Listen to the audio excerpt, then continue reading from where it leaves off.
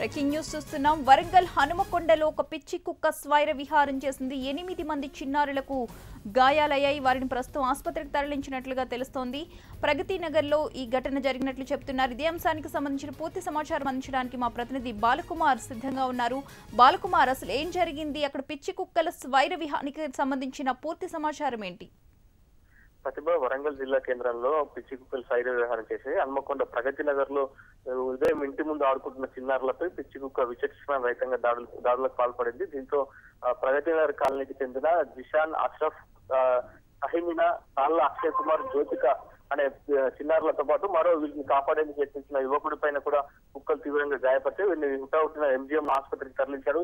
అక్కడ ప్రాథమిక చికిత్స నిర్వహించిన అనంతరం ప్రైవేట్ ఆసుపత్రికి తరలించినట్లు మనకు ఇప్పటివరకు సమాచారం అందుతుంది. గత కొద్ది రోజులుగా వరంగల్ ట్రై సిటీ పరిధిలో కుక్కలు పెద్ద ఎత్తున పెరిగిపోయి చాలా చోట్ల దాడులకు కూడా పాల్పడ్డాయి. ఈ విషయంపై మానవ హక్కుల వేదిక కూడా అధికారుల తీరుపై ఫిర్యాదు చేసింది. అయితే అయినప్పటికీ ట్రై సిటీ కార్పొరేషన్ అధికారులు కుక్కల విషయంలో ఎటువంటి చర్యలు తీసుకోవడం లేదని స్థానికులు మండిపడుతున్నారు. గతంలో చాలా సార్లు ఫిర్యాదులు చేశాం, తమ ప్రాణాలు పోయే వరకు కూడా అధికారులు స్పందించారంటూ ప్రగతి నగర్ వాసులు అధికారుల తీరుపై మండిపడుతున్నారు. ప్రతిభ బాలకుమార్, ఈ ఘటన తరువాత కార్పొరేషన్ వాళ్ళు వచ్చి ఆ కుక్కల్ని పట్టి తీసుకువెళ్లారా లేక అలానే వదిలేశారా?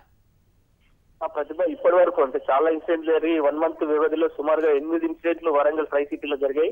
అయినప్పటికీ ఎక్కడ కూడా అధికారులు స్పందించిన దాఖలాల్లో మానవ హక్కుల వేదిక కూడా దీనిపై కోర్టుకు కూడా వెళ్లడం జరిగింది. అధికారులకు అక్షింతలు కూడా పడ్డాయి. అయినప్పటికీ ఇప్పటి వరకు ఎలాంటి చర్యలు తీసుకున్న దాఖలాలు అయితే లేవు. గతంలో వారం రోజుల క్రితం అధికారులు సమావేశం ఏర్పాటు చేసి కుక్కల్ని పట్టుకునేందుకు కాంట్రాక్ట్ కు అప్పగిస్తామని ఒక నిర్ణయం అయితే తీసుకున్నారు. కానీ ఇప్పటి వరకు అయితే ఎట్లాంటి చర్యలు తీసుకోలేదు. చాలా చోట్ల ప్రగతి నగర్ లో ఈ రోజు దాడి జరిగిందనే విషయంతో అక్కడ అలజడి జరిగింది. కాకపోతే ప్రతి కాలనీలో ట్రై సిటీలో సుమారు 58 డివిజన్లు ఉన్నాయి. డివిజన్ల పరిధిలో చాలా చోట్ల ఈ కుక్కల బిడద, కోతుల బిడద తీవ్రంగా ఉంది. దీనిపై అధికారులు ఇప్పటికైనా స్పందించాల్సిన అవసరం ఉంది. ప్రతిభ రైట్, థ్యాంక్ యూ బాలకుమార్.